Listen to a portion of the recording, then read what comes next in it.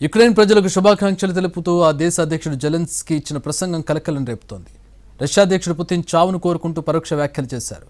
యుక్రెయిన్లుగా మనందరికీ ఉన్న కోరిక ఒక్కటే, అదే అతని నాశనాన్ని కోరుకోవడం అని అన్నారు జెలెన్స్కీ.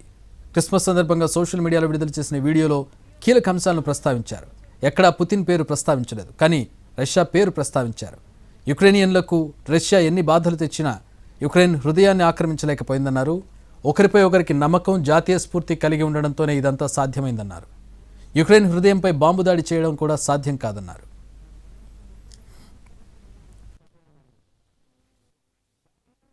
Які принесла Росія.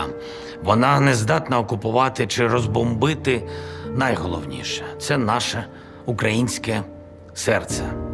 Це наша віра один в одного, і це наша єдність. Сьогодні мрія у всіх нас одна. І бажання ми загадуємо одне на всіх. Щоб він сконав, скаже кожен про себе.